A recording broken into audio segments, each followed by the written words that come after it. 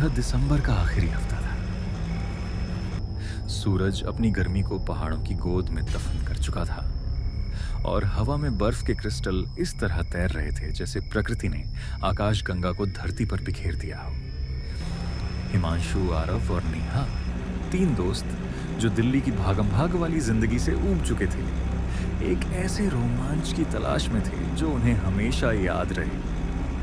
आरव ने एक पुरानी धूल भरी ट्रेवल डायरी में एक जगह के बारे में पढ़ा था, शून्य शिखर। ये किसी भी आधुनिक नक्शे पर नहीं था, लेकिन डायरी में लिखा था कि वहाँ एक परित्यक्त अबैंडन्ड फॉरेस्ट गेस्ट हाउस है जिसे स्थानीय लोग ठहराव कहते हैं। डायरी के मुताबिक वह जगह साल में सिर्फ एक हफ्ते ठंड के चरम पर किसी अजीब चीज का अनुभव करने के लिए खुलती थी। हिमांशु, जो हमेशा तर्क और विज्ञान में विश्वास रखता था, आरव के इस भूतिया प्लान को सिरे से खारिज कर रहा था। हिमांशु कार चलाते हुए व्यंग्य से, आरव, तुम्हें सच में लगता है कि हम किसी भूतिया डायरी पर विश्वास करके अपने आरामदेह क्रिसमस को इस शून्य शिखर में बदल रहे हैं? और ये ठहराव गेस्ट हाउस जिसका कोई ऑनलाइन रिव्यू नहीं है। अरे यार, यही तो मज़ा है। एडवेंचर में थोड़ा सस्पेंस तो होना चाहिए ना।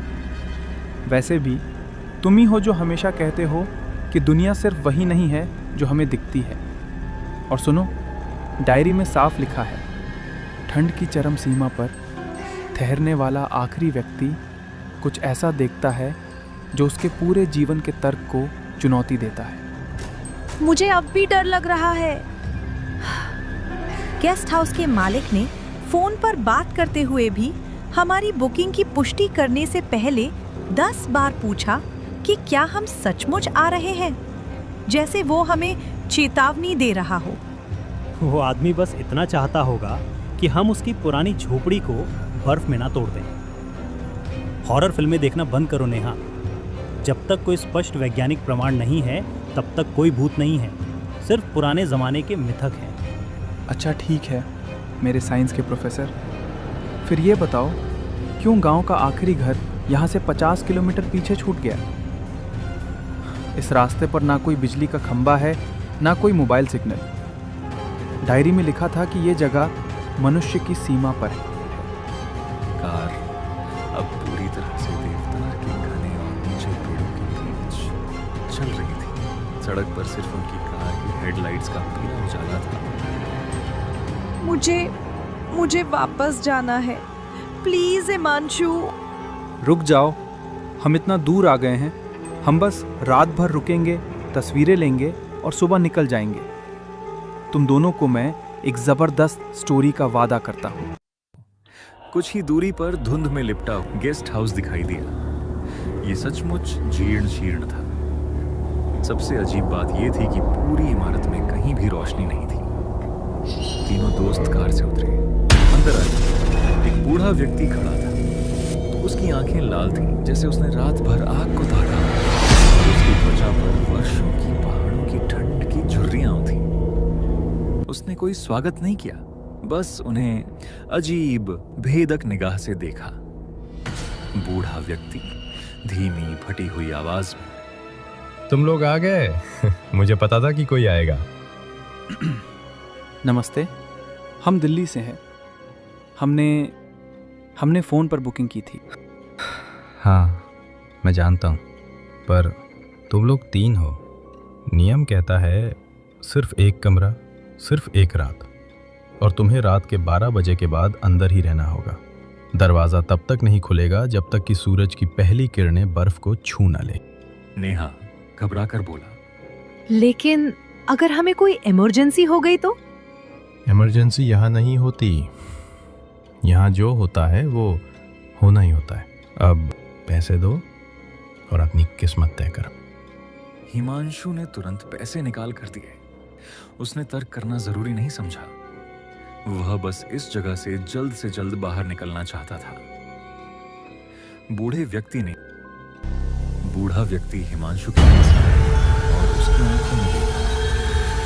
तुम अपनी आखिरी रात की तलाश में आए हो। याद रखना, आवाजों पे विश्वास मत करना।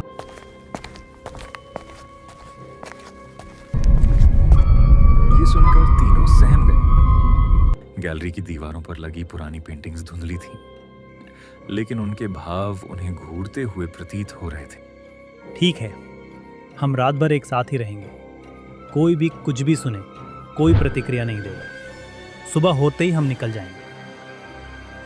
आरव, तुमने अपनी कहानी पाली, अब शांत रहो। यार क्या अजीब जगह है। ऐसा लगता है जैसे समय यहाँ ठहर गया हो। आरव, इस जगह के बारे में कोई और बात नहीं। हम सुबह तक सिर्फ इंतजार करेंगे, बस। रात के लगभग 11 बज रहे थे। बाहर की चुप्पी थी, एक ऐसी गहरी डरावनी चुप्पी जो हर आवाज को अपने अंदर निगलने को तैयार थी। अचानक नेहा ने कांपते हुए, तुम्हें कुछ सुनाई दिया? आरव चौंक कर, क्या? गैलरी से जैसे कोई धीरे धीरे चल रहा हो, और आहट ऐसी है जैसे कोई नंगे पैर लकड़ी के फर्श पर चल रहा हो सकता है बूढ़ा मालिक हो या कोई जानवर।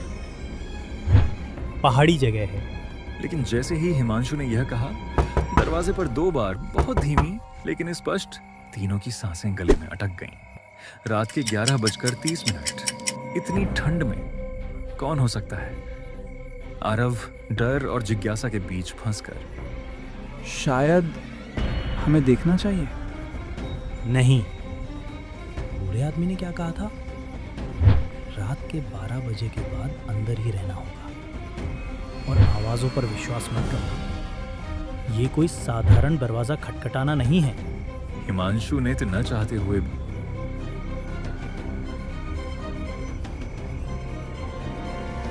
बाहर पूरी तरह अंधेरा था। उसने कुछ सेकंड तक अपनी आंखें गड़ाई रखी। कोई नहीं है, कोई नहीं दिख रहा। घड़ी में 11:58 हुए थे। तभी नीचे से हॉल से एक ऐसी आवाज आई जो किसी भी तर्क से परे थी। यह किसी बच्चे के रोने की आवाज थी। मम्मी, ठंडा लग रही है, मुझे अकेला मत छोड़ो। नेहा की आंखों से आंसू बह निकले। वह बुरी तरह कांप रही थी। आरव के चेहरे का रंग उड़ गया था। आरव फुसफुसाते हुए, ये कोई रिकॉर्डिंग नहीं है, ये सच है। हिमांशु, उसके चेहरे पर अब डर नहीं बल्कि गुस्सा था। गुस्सा इस बात पर था कि वह इतने आसानी से किसी मिथक के झांसे में आ गया। अब बहुत हो गया, मैं जा रहा हूँ और मैं पता करूंगा कि ये कौन कर रहा है। नहीं, प्लीज, वो बुरा आदमी, उसने मना किया था। रात के ठीक 12 बजे थे और उसके तुरंत बाद गैलरी से आती उस महिला की शांत लोरी वाली आवाज ने, सो जा मेरे लाल, अब कोई आवाज नहीं आएगी। आज की रात ठहराव में कोई नहीं बचेगा। कमरे के अंदर की सारी हवा सोख ली थी। तीनों दोस्त, हिमांशु, आरव और नेहा, अब तर्क और अविश्वास की सीमाएं तोड़कर विशुद्ध दहशत के दायरे में प्रवेश कर चुके थे। वह जानता था कि अब भागना संभव नहीं है। उस अंतिम कोना कमरे की खिड़की भी बर्फ से जाम थी। वे पिंजरे में बंद थे। हिमांशु धीमे कठोर स्वर में, लोरी, वो लोरी गा रही है। ये बूढ़े आदमी की चेतावनी थी, आवाजों पर विश्वास मत करना। लेकिन लोरी तो ठीक है, पर वो क्या कह रही थी?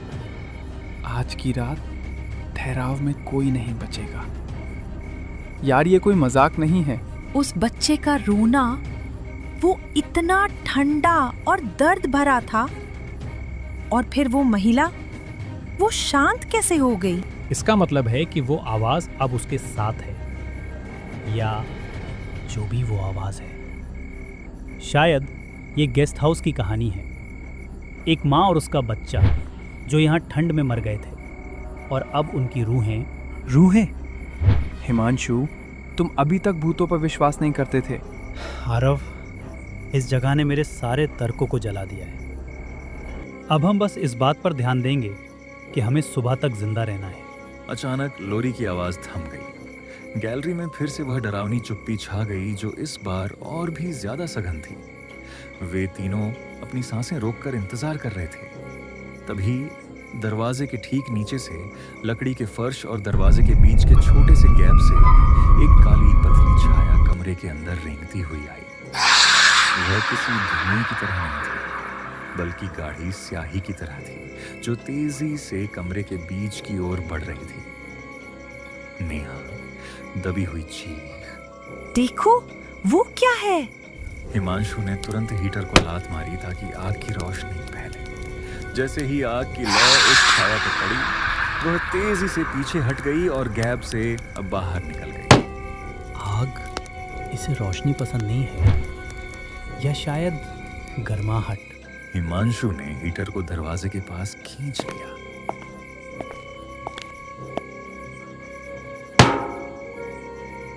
अब हमें क्या करना चाहिए?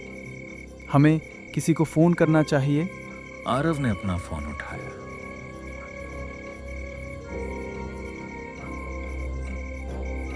लेकिन स्क्रीन पर सिर्फ नो सिग्नल की जगह कॉल मी लिखा हुआ आ रहा था और उसका बैटरी इंडिकेटर पूरी तरह से हरा था। भले ही सुबह वह 10% पर था। आरव डर के मारे फोन पटकते हुए, मेरा फोन ये अजीब चीजें दिखा रहा है। ये पूरी तरह से चार्ज है। इस जगह की अपनी ऊर्जा है। ये तुम्हें फंसाने के लिए तुम्हारी हर उम्मीद को तोड़ देगी। फोन बंद करो आरव। तभी अंतिम कोना कमरे की छत से एक टपकाव की आवाज आई। नेहा ने ऊपर देखा।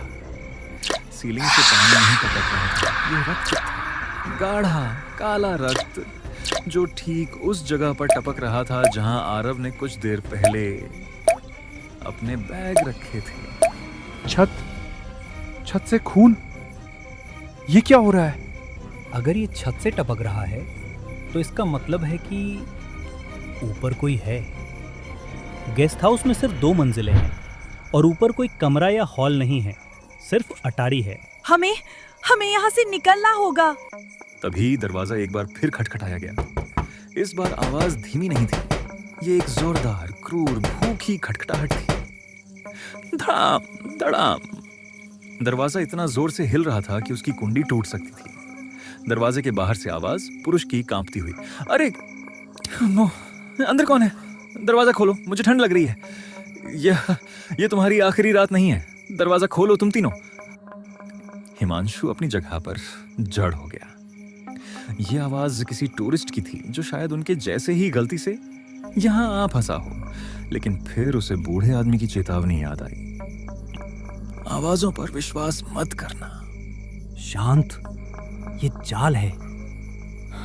बूढ़े आदमी ने कहा था कि यहाँ हम ही आखिरी अतिथि हैं। बाहर की आवाज और तेज, दर्दनाक। मैं मर जाऊंगा। मेरी उंगलियां जम रही हैं। दरवाजा खोलो, मैं आरव हूं। हाँ, मैं आरव हूं, मुझे अंदर आने दो। आरव ने खुद को छुआ। वह वहीं खड़ा था, लेकिन बाहर की आवाज में उसकी आवाज की एक अजीब सी गूंज थी, मानो कोई उसकी आवाज की नकल कर रहा हो। आरव डर से कराहते हुए, नहीं, ये मैं नहीं हूं। दरवाजा जोर से हिलने लगा। लकड़ी चरमरा उठी। हिमांशु जानता था कि वे ज्यादा देर तक नहीं रुक सकते। सुनो, हम यहाँ से निकलेंगे। अब भागना ही एकमात्र विकल्प है। उसने हीटर के पीछे रखे एक पुराने लोहे के रॉड को उठाया। हम अटारी से नहीं भाग सकते। हम मुख्य दरवाजे से भी नहीं निकल सकते। हम यहाँ से पीछे के रास्ते से भागेंगे, जहां भी ये गेस्ट हाउस खत्म होता है। कमरे के पीछे एक छोटा सा दरवाजा था जिस पर स्टोर रूम लिखा था। हिमांशु ने रॉड से उस पर लगे ताले को तोड़ा। अंदर एक तंग, धूल भरा कमरा था। वहां कोई खिड़की नहीं थी, लेकिन एक बहुत ही पुराना लकड़ी का रैंप था जो नीचे बेसमेंट की ओर जाता था। इसके अलावा कोई रास्ता नहीं है, हम नीचे जाएंगे। वे तीनों फिसलते हुए उस अंधेरे रैंप से नीचे उतरे। बेसमेंट जड़ों का कमरा।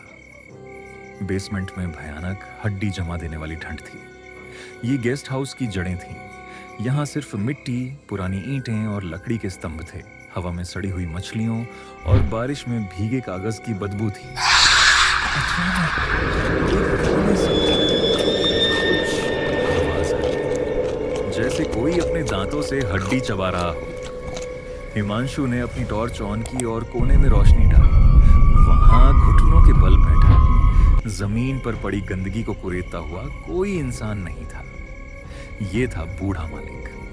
वह जमीन पर कुछ खा रहा था। ऐसा लग रहा था जैसे वह जमीन से बर्फ और मिट्टी को चबा रहा। उसका चेहरा ऊपर उठा और उसकी आंखें अब लाल नहीं थी, बल्कि पूरी तरह से काली थी। उसके मुंह से झाग निकल रहा था। बूढ़ा व्यक्ति चबाते हुए धीमी आवाज में, जो अब किसी जानवर की गुर्राहट लग रही थी। आखिरी रात, तुम आ गए।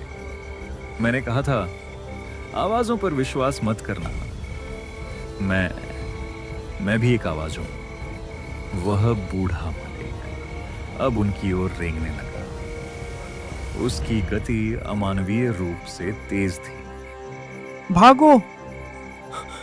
ये अब इंसान नहीं रहा। वे तीनों बेसमेंट के दूसरे छोर की ओर भागे, जहां एक टूटी हुई ईंट की दीवार थी। इसे तोड़ना होगा। हिमांशु ने अपने लोहे के रॉड से दीवार पर जोर से वार करना शुरू किया। ईंटें टूट रही थीं, लेकिन समय कम था। बूढ़ा मालिक अब उनके पीछे था और वह गुर्रा रहा था। नेहा ने पीछे मुड़कर देखा। मालिक अब 2 पैरों पर नहीं बल्कि 4 अंगों पर चल रहा था और उसकी उंगलियां लंबी नुकीली हो गई थीं। आरव ने एक पुरानी लकड़ी की मेज को मालिक की तरफ फेंका, जिससे वह कुछ देर के लिए धीमा हो गया। जल्दी करो हिमांशु। दीवार में अब इतना बड़ा छेद हो गया था कि कोई उसमें से निकल सकता था। जाओ, बाहर निकलो।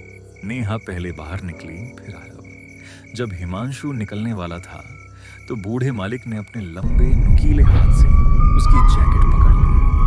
बूढ़ा मालिक गुर्राते हुए, ठहराव, तुम्हें चाहिए, अब तुम्हारी बारी। हिमांशु ने रॉड से मालिक के हाथ पर जोर से मारा। मालिक ने दर्द से चीख मारी और जैकेट छोड़ दी। हिमांशु तेजी से बाहर निकल आया। बर्फीला जंगल, मुक्ति या मौत। जंगल में कड़ाके की ठंड थी और बर्फ पड़ रही थी। वे बिना सोचे समझे भाग रहे थे। तभी उन्होंने पीछे गेस्ट हाउस की ओर देखा। तीनों ने देखा कि ठहराव, गेस्ट हाउस की पूरी लकड़ी की संरचना कांप रही थी और फिर गेस्ट हाउस के ऊपर जहां अटारी थी, वहां से सैकड़ों काली परछाइयां धुएं की तरह निकलकर जंगल की ओर उनकी तरफ तेजी से बढ़ने लगी। नेहा पूरी ताकत से चीखते हुए, वो आ रहे हैं, भागो! तीनों बस भागते रहे। वे भागते रहे जब तक, लेकिन इस बार वह आवाज दर्द और गुस्से से भरी थी। महिला की आवाज चीखते हुए, नहीं, मेरी रात, मेरी आखिरी रात। काली परछाई। हिमांशु, आरव और नेहा गिर पड़े। वे बस सांस ले रहे थे और कांप रहे थे। लगभग 20 मिनट बाद उन्होंने हिम्मत करके पीछे मुड़कर देखा। ठहराव, गेस्ट हाउस वहां नहीं था। जहां वह भयानक इमारत खड़ी थी, वहां अब सिर्फ बर्फ से ढकी हुई सपाट जमीन थी, जिसके बीचों बीच एक गहरा काला गड्ढा था जो किसी पुरानी कब्र जैसा लग रहा था। आरव हैरान होकर खुद से, वो चला गया। गेस्ट हाउस चला गया। वो सच था। वो सब सच था। हिमांशु आंसू और पसीने से भीगा हुआ, जोर से हंसते हुए एक अजीब सी राहत के साथ, हाँ नहीं, वो सच था। मेरा विज्ञान, मेरा तर्क, सब खत्म हो गया। हम अपनी जिंदगी में आखिरी रात बिता कर आए और कार की ओर चल पड़े। कार उस भयानक, जब वे सड़क पर वापस आए तो आरव ने अपनी जेब में हाथ डाला और उस पुरानी ट्रैवल डायरी को बाहर निकाला। उसने डायरी का आखिरी पन्ना खोला जो पहले खाली था। अब उस पन्ने पर किसी ने रक्त से लिखा था, ठहराव को हमेशा एक आखिरी अतिथि चाहिए और वो आखिरी रात अब तुम्हारी डायरी में दर्ज है। आरव ने डायरी को खिड़की से बाहर बर्फ में फेंक दिया। वे जानते थे कि वे जो कुछ भी अनुभव करके आए हैं उस पर कोई विश्वास नहीं करेगा, लेकिन उनके शरीर पर ठंड की वो आखिरी रात और उनकी आत्माओं में उस महिला की लोरी की भयानक गूंज हमेशा के लिए दर्ज हो चुकी थी। और उन्हें यह भी पता था कि हर साल ठंड की चरम सीमा पर ठहराव गेस्ट हाउस फिर से अपनी आखिरी रात के लिए एक नए अतिथि का इंतजार करता है।